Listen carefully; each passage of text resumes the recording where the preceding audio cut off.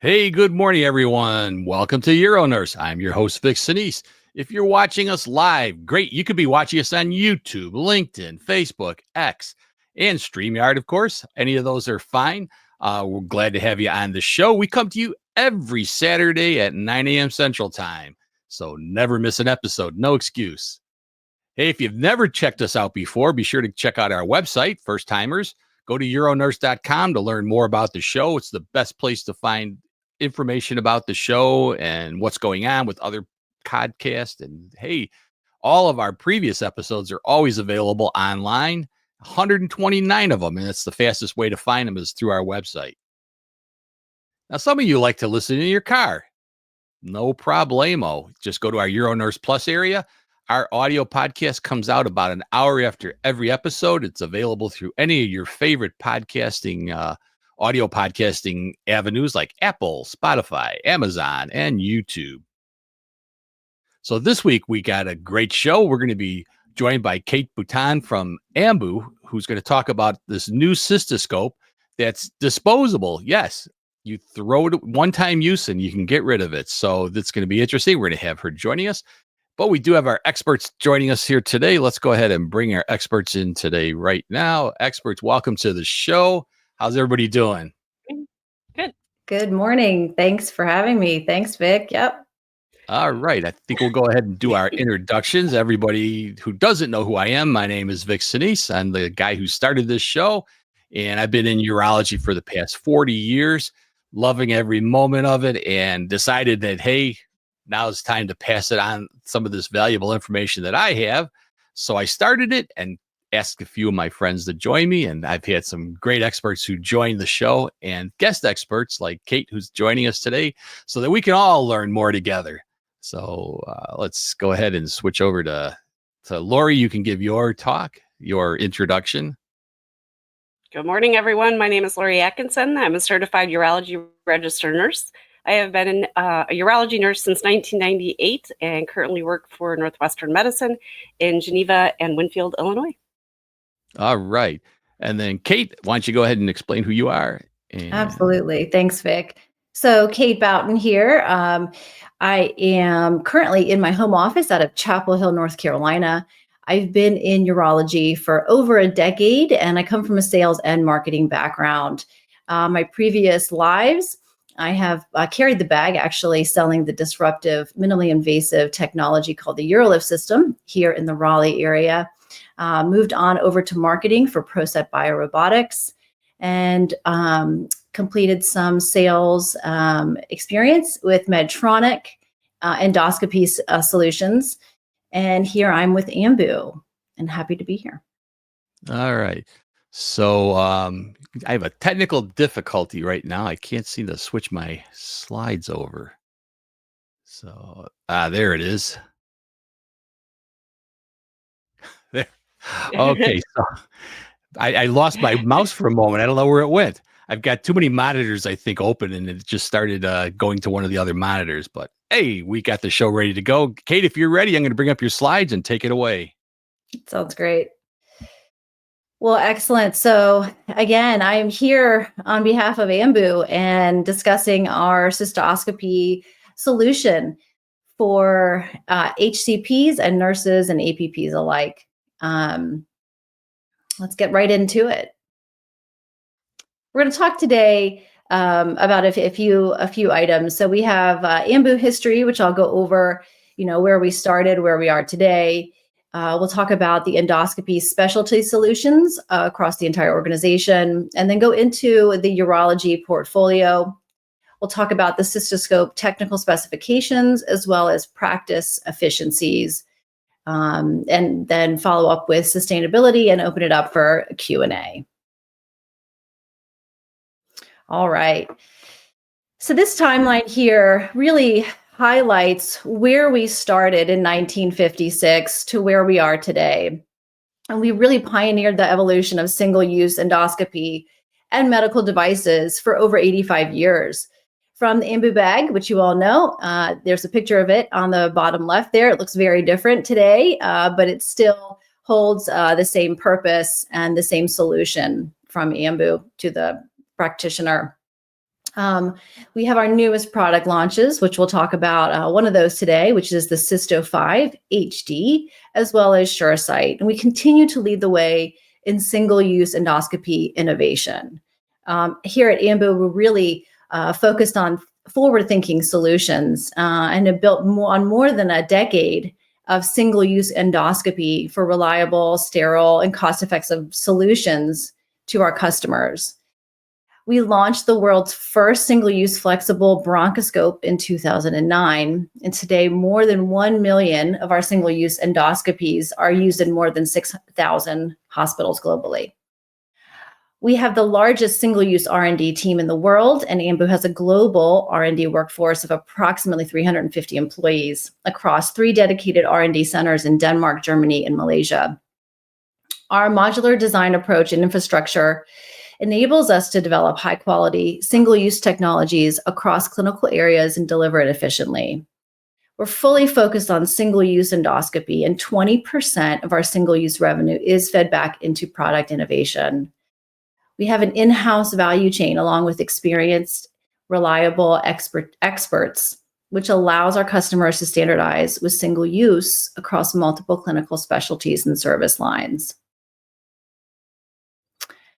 Going forward, thinking about the endoscopy solutions I just mentioned, we're in pulmonary, we're in ENT, we're in gastroenterology, and of course, urology, which we'll be talking about today with the AScope 4 Cysto and the AScope 5 Cysto HD. We also have a ureteroscope on that platform as well.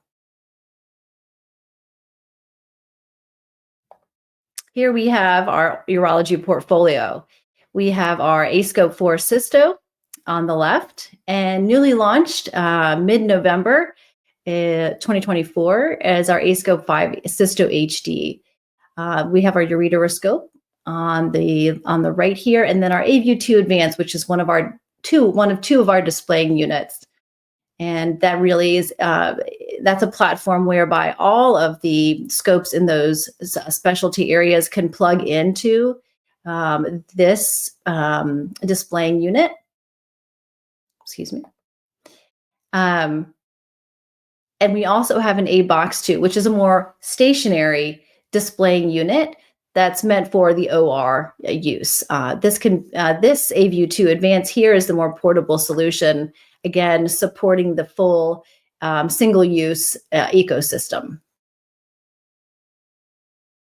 So let's get into what is our cystoscope here. So I'm going to talk about and run through from tip to tail what we're actually working with. So we have our handle here at the right, our bending angle and our bending lever, deflection of 210 up and 120 down.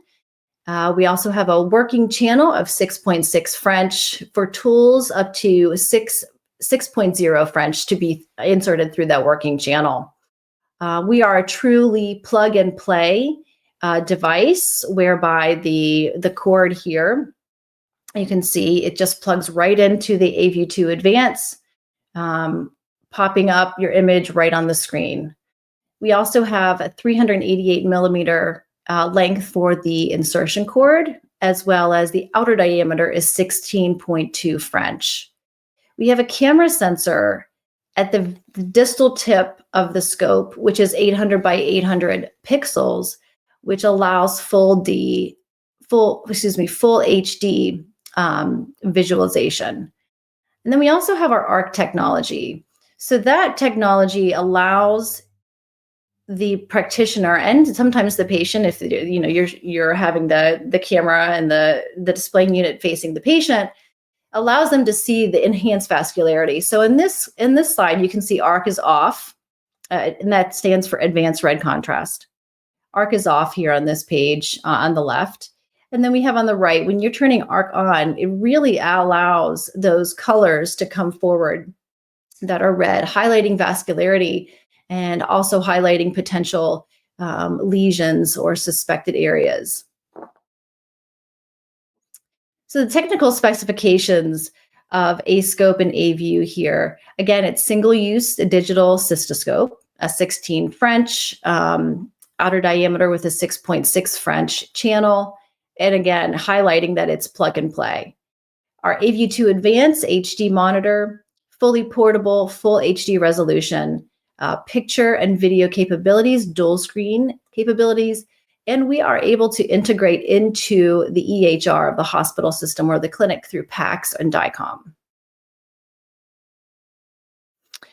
All right. So this is what this looks like when you're integrated to the PACS and to your EHR through PACS and DICOM.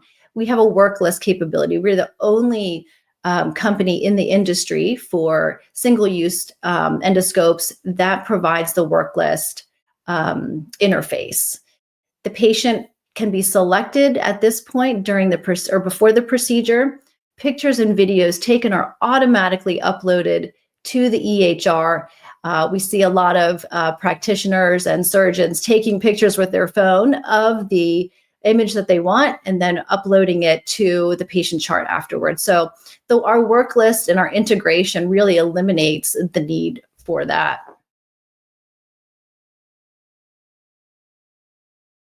All right, let's get into practice efficiencies here. All right, we're going to talk about three things here: clinical advantages, operational advantages, and financial advantages.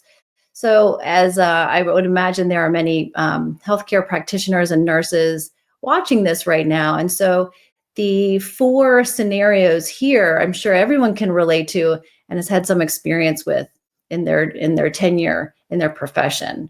So we're talking about delays here, right? Delays that can push difficult and critical procedures with reusable cystoscopes, right? If these are not available. Reprocessing is required for reusable cystoscopes. The turnaround time can be lengthy. It often delays or interrupts the clinic flow and in the OR as well. What happens when your scope goes down, right? When your reusable scope goes down for repair? Is the repair service, is it reliable? Is it timely? Are you getting those loaner scopes in time to have your cases? And, what's the cost associated, which we'll get into in a few minutes. But not having a scope can cause a backlog, can cause cancellations and rescheduling conflicts, not to mention if your patients are unhappy with the service that they're getting, they may go somewhere else. So, speaking about nursing, the impact on nursing here is that what happens when, there's a delay and the reprocessing, staff may be forced to do after hours work, as well as the nursing staff may be forced to do after hours work. This really negatively impacts morale. The staff is not getting home to their families. They're sitting in traffic. We've seen it time and time again where single use, especially with add-on cases on a Friday, for example, this allows practitioners to finish their work and get on the road more quickly. Again, we have clinical advantages here. Our cystoscope is, in the single-use aspect, is really superior to the reusable scopes when taking into consideration infection control and performance. The limited cross-contamination or infection concerns, that is absolutely can be found for a scope cysto, and infection control standards as well. Consistent performance, right? So no degradation of image quality or deflection. You get a new scope every time. We also starting to see the FDA come through highlighting that they're seeing reports of infections with associated reprocessing of specifically urological endoscopes. We've seen multiple reports come through over the years. If you all have been in the industry for a few years, you've seen the Karl Storz recall in 2022. And that's where we really were able to have an advantage of moving in and helping clinicians and practices and, helping them see patients and working through that. That was a huge advantage for Ambu and for patients and clinicians. And of course, we have the guidelines here. So we really need to make sure that we're looking at single-use cystoscopes as an option to meet those clinical needs. All right. Now let's move into operational advantages. What does this mean for the practice at the operational level? They really need solutions that can drive meaningful effectiveness and efficiencies and higher patient throughput. And our scopes, our single use scopes, really check all those boxes. It eliminates the scope sterilization. Patient and staff satisfaction are increased. Doctors like this because they get to see more patients. How many times have you heard a urologist say, I just want to see more patients and do surgery?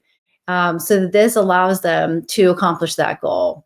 It can use space more effectively in the room. If it's a private practice, you're soaking scopes on the counter. If it's in an OR, you're a hospital affiliated workspace, there's often a dedicated room for this, right? So this eliminates the space that's needed to reprocess instruments. And then, of course, APP utilization. We're becoming more efficient because nurses and APPs will be able to perform these cystoscopy procedures. I really like this slide because it goes into what are we talking about when we think about the cost of reusable cystoscopes? Well, there's three main drivers of cost here, which is your capital outlay, your service and repair, and your reprocessing. These all play a huge factor in making decisions for the overall cost to the practice or the clinic or to the hospital when thinking about what scopes they're going to move forward with. Is it going to be reusable or single use? Single use eliminates all of these.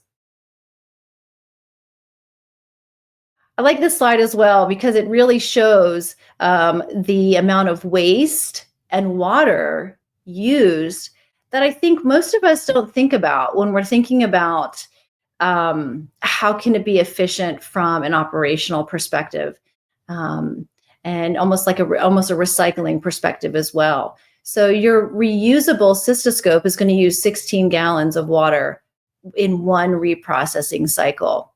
That's significantly higher than your single-use waste, right? And we'll get into sustainability and waste here in just a few minutes, but reprocessing consumes way more water than the average shower, and that's just for one use.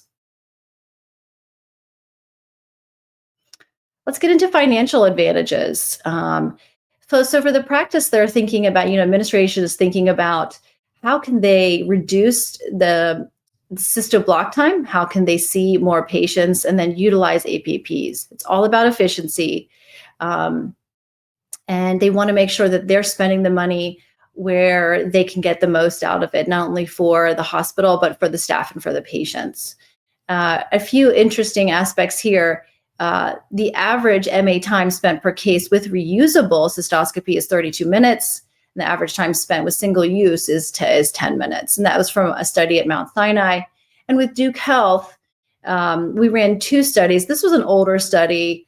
The median number of daily cystoscopies increased after the transition over to single use from 9 to 16. Are updated, and I apologize, this is not the most up-to-date slide, but it's from 12 to 21.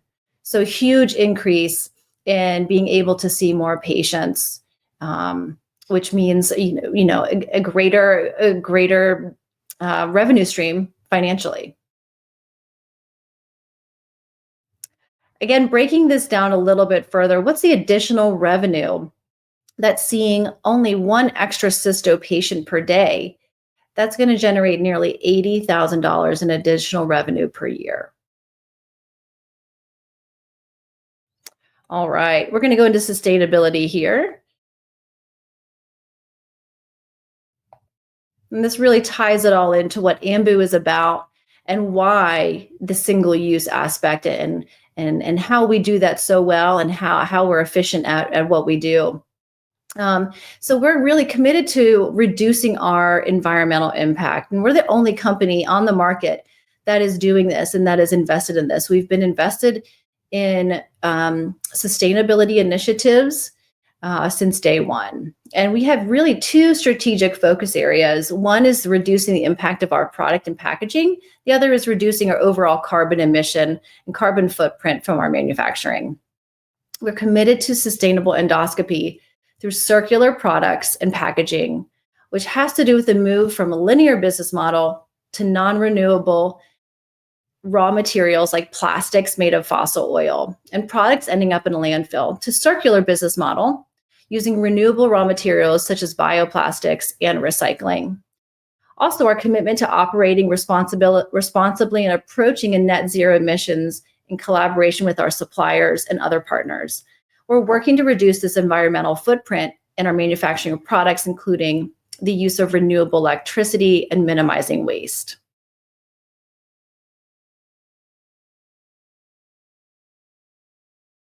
We have the very first tangible initiative within the circular products. The introduction of bioplastics to our endoscope handles. The first endoscope in the world made with bioplastics was our A-Scope Gastro Large. And at the end of 2024, the handles in all of our cystoscopy products and in the portfolio have been manufactured with bioplastics. And by the end of 2025, all of our endoscope handles across all specialties and service lines will be made with bioplastics. And that's the end of the show. Any Q&A at this time? Happy to answer. All right. That was great. I will open up to questions from the audience. Feel free to put in any of your questions that you might have. I'll pull these up here. Couple of things I'm going to kick off first of all. Now, I was involved with the SUNA's white paper on cystoscopy reprocessing. And so had done a lot of research. And I think that, it's great to look at some of the things that single use has over reprocessing and some of the findings that we, came up with. When you're using chemicals like, glutaraldehyde, it has to be properly, ventilated so that you're not exposing employees to that. There's a cost in having that equipment or a proper room setup so they're not getting overexposure to glutaraldehyde. The factor that are they properly reprocessing them? You've got employee training and you need to have somebody who's making sure that it's actually being done the way it should be, because a lot of these infections were caused from people not properly reprocessing equipment. So with a disposable, that takes all that out of it. And I think that's one of the points that I'd like to make. We also found that there were patients that actually, it's not only just the reprocessing and sterile or high level disinfecting, but rinsing it. As you said, how much water is used. If you don't rinse it properly, I've found some reports of patients that developed chemical cystitis or irritation of the bladder from not having the chemicals properly rinsed off. So have you had any of that information when you were kind of looking at it as a company? Those you, Kate. Yeah. Oh, is that for me? Yeah.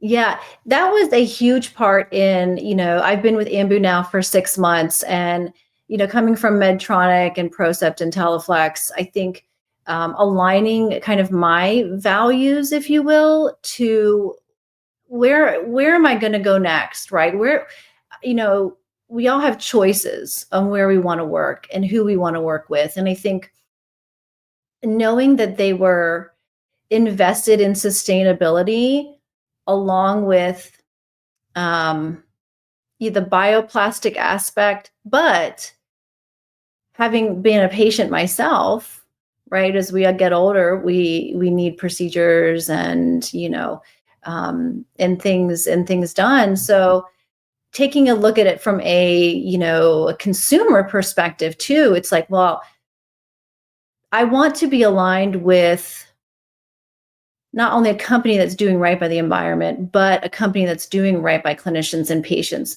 and thinking outside the box and knowing that there's a market for this and knowing that there's a gap, right? I think if you ask the majority of urologists today if they heard of Ambu, they have. But there are some that haven't. And it's our job to educate on why this is so important.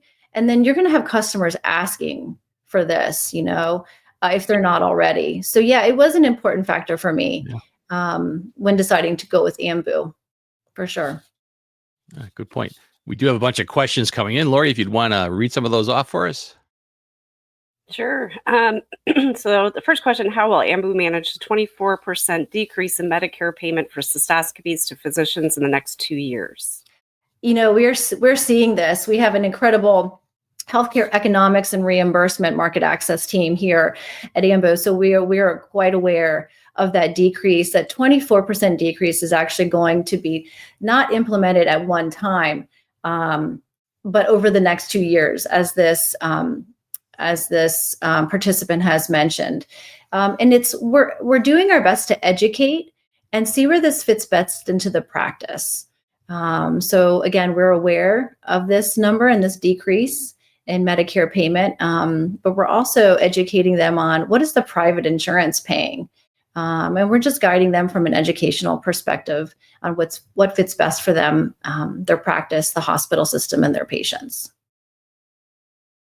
And what's the environmental impact of throwing away all these single-use scopes? This is a huge future environmental cost. Absolutely. So not only is Ambu invested in bioplastics, but we're invested in a recycling program. So we had a partnership with Sharps, which has ended, and they're doing a trial pilot recycling program in Europe at this time, which will hopefully be launching by the end of 2025 here in the United States. So again, bioplastics is not biodegradable, but it's meant to be recycled. So that's the long-term goal here at Ambu, is that we want to make sure that we're taking our bioplastic handles and we're recycling them. Good. And are there any problems with insurance coverage? I think covering the cost, okay, and I can see them on here on the screen, which is, Vic said that was helpful, and it sure is. I think at this point, Ambu is focused on educating the healthcare providers, and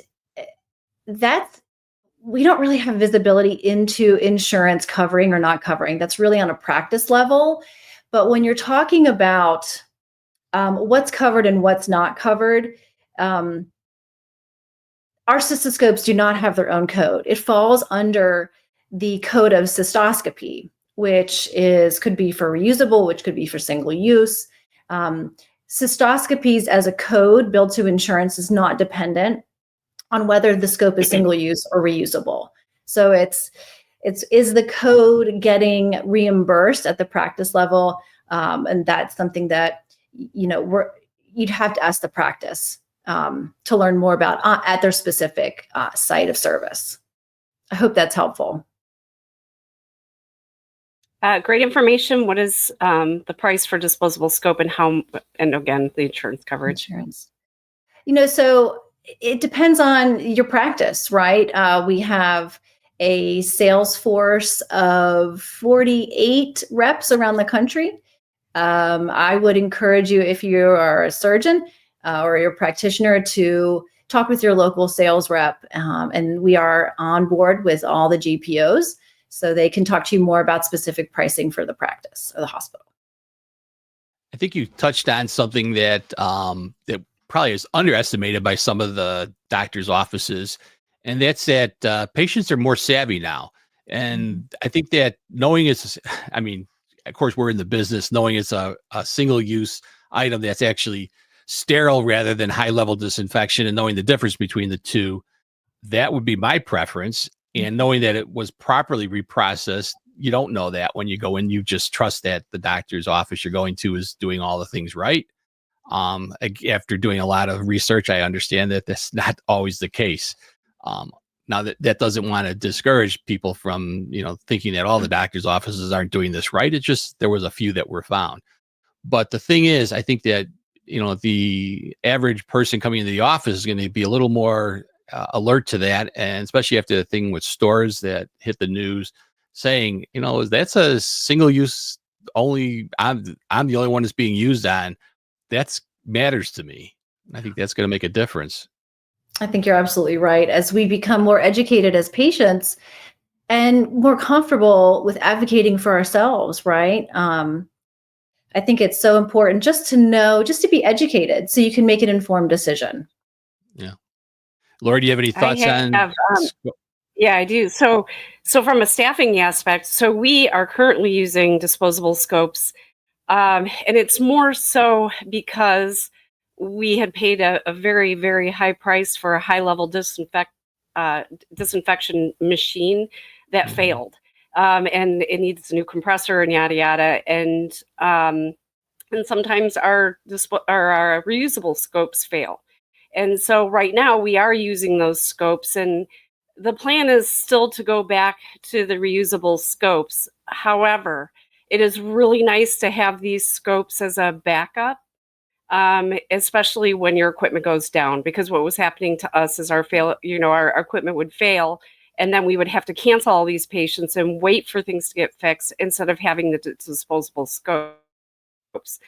Now, also with the disposable scopes, the turnaround time is so nice because like you said, the amount of time it takes for our medical assistants or whoever is doing them to have to go and disinfect these scopes, it is extremely time consuming. So it's really, really nice to be able to just hook it up, go, throw it out, next one in. And and the comments I've heard from the physicians as well is that it's nice that you could do it at the bedside in a hospital. You could do it, Mhm.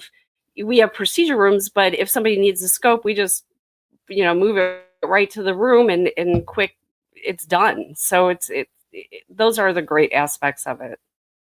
That's Yeah, really, this is the viewers on like a rolling IV pole. I mean, this is so simple to bring into Mhm. any room.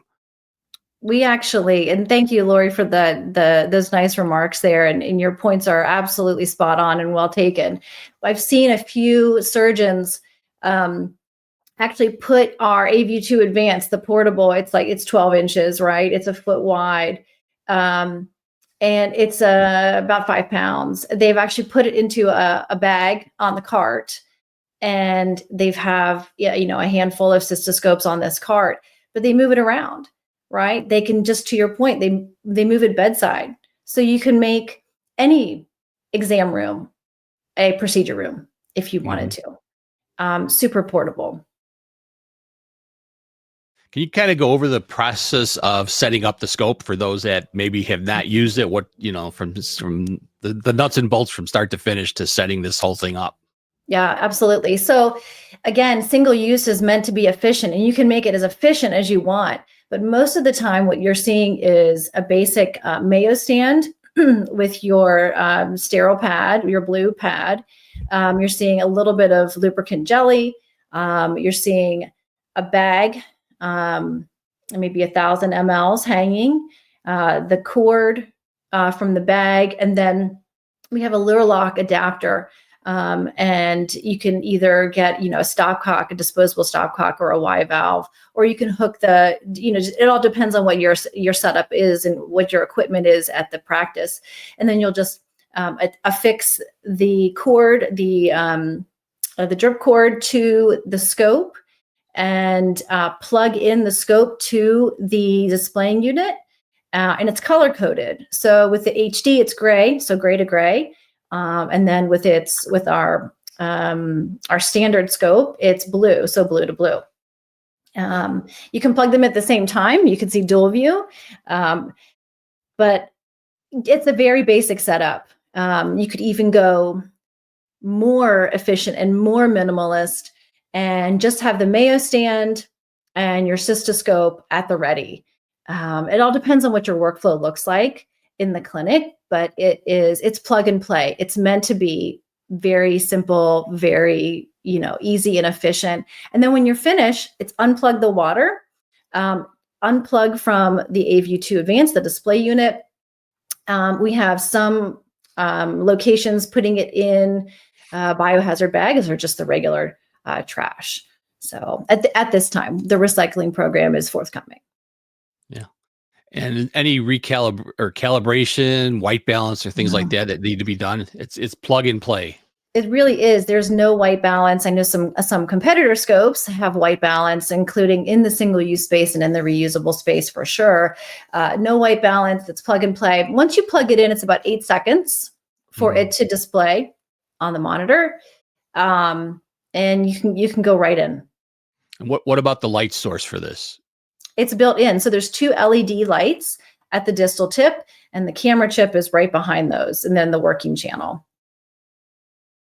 So for those of us that have been in this business a long time, like myself and Lori, almost not quite as long as me, cystoscopes, you go in to do a cystoscopy, the light doesn't work.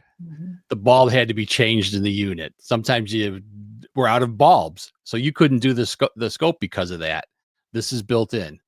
Again, scope just got used. Now you have to wait for the reprocessing time. That could be anywhere from 20 minutes to an hour to reprocess a scope. Can't do anything until then. So what do? You have a patient sitting in the the procedure room, tying it up for that length of time. So inefficiency, as you kind of pointed out. The scopes get used a lot in urology. It's kind of our bread and butter for what we do. We need it, but they wear out. If you're using the same scope over and over again, fibers break. You start getting a degradation in your picture. These chemicals that we use can put like a coating or fog on the lenses, and they don't get as clear as over time. So you're not always getting the best picture. I mean, they're good, but and they break themselves. So I think that this is really, to me, something that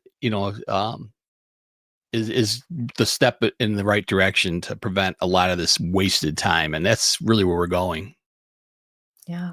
One thing I'd like to add that I didn't touch on earlier is when you're inserting tools into the working channel, maybe a bug bee, the bending angle capabilities of the scope is very robust. So you're not seeing it, maybe not bend to the full deflection, but our scope certainly is capable of being able to bend the full deflection way, 210 up, down, up, and then 120 down as well. So I know tools in the working channel, either in the OR setting or sometimes the clinic setting, that's an important aspect as well that I don't think I mentioned earlier. We did have a question or a comment coming in on insurance. Insurance coverage for cystoscopy is usually not an issue, irrespective of single or disposable scope. I would agree. So can you comment on what the cost of a single scope is? So I know it's going to vary based on what your practice is buying in quantities, but kind of a ballpark figure. Is this a $5 scope, a $100 scope, $1,000 scope? I think, Vic, that's a good point. And again, while I can't really go into specifics because it's volume dependent, it's practice dependent. You're not looking at $1,000, and you're not looking at $10. It's in the range between, let's just say, 80 and 150 for our Cysto 4, which is our standard resolution, and then Cysto 5 is a little bit higher there. You're not seeing anything like in the 500 range either, right? You're not seeing anything in the 300 range. Yeah. And I think that's just the point I wanted to make. This is not like it's a crazy expensive. It obviously, physicians have to be able to afford to utilize it if they're being reimbursed less than the scope cost. That's a losing battle. Yeah. And then that's a great point you bring up too. We have at the healthcare and economics team, we have a dedicated person that I work with every week. And this person works with the sales team as well. And when they're looking at going forward with Ambu and their cystoscopes, they can produce what's called a budget impact report. And you get so many inputs from the customer as far as numbers, and they put it into their model. And their model kind of spits out what the cost savings would be on an annual basis by moving over to Cysto 4 or Cysto 5. And that really helps the practice to understand the savings, but then understand actually what goes in to all of the costs associated with reprocessing, right? It may not be just the top three you can think of, as we're talking right here. It goes a little bit deeper than that. And you say Ambu's looking in the future to somehow being able to reprocess or reutilize these things so they're not just going into a landfill somewhere. Absolutely. That's very important for Ambu. All right, great. There's no other questions coming in from the audience. I don't see anything new. Lori, you have any other thoughts or comments? No, from what I've seen as far as the disposable, I think that we'll continue to use them for certain purposes. Maybe not for every one of them, but definitely as backups or urgent, bedside stuff. So thank you very much. That was a great presentation. Sure, my pleasure. So I'm going to put a little plug in for next week's show. Join us next week. We're going to be having the whole SUNA group, big group from SUNA, talking about their conference. In UroNurse episode 131, host Vic Sinise is joined by SUNA directors at large Andrea Strong, Jason Casey, and Bethany Parcel, alongside Dr. Tabo Mwikisa-Kelly, for an insightful discussion about the upcoming 2025 Advanced Urologic Conference. Together, they share expert insights into the conference's agenda, highlight key sessions, and provide essential tips for attendees to maximize their experience. This episode is a must-watch for urology professionals looking to stay ahead in the field. Join us next week to learn more. So if you're interested in that conference, this is going to be your chance to talk to the experts from SUNA about the conference and evaluate whether this is something you want to be a part of or not. I'm hoping everyone will be a part of it. And let me just bring myself up here. So just a couple other things. After this show at 10:30, we're going to be talking about our newest podcast, the Dr. Jeff Sex and Intimacy. So Dr. Jeff's going to be joining us for the Uro Patient podcast with some information about that show. And if you want to know more about the show or be a part of it, it's every Tuesday at 7 p.m. Central Time. Dr. Jeff talks about sex and intimacy. He's got a whole bunch of great guests that are joining. We have a guest joining us this Tuesday on Desire in the Real World, Intimacy and Desire in Relationships Unpacked. So join us for that show. And always join us for UroNurse every Saturday at 9 a.m. Central Time. I can't tell you what a great privilege it is for me to have fantastic people come on the show to talk about all their products and to kind of educate us about everything that we need to know about urology and getting information from you guys. I always appreciate what your comments are. And I think I saw a couple of come in just at the end. A couple of thank yous. Hey, thank you. And thank you, because you're the reason we do this. So, hey, experts, thanks for coming on and spending your time with us. And we'll see everybody next week.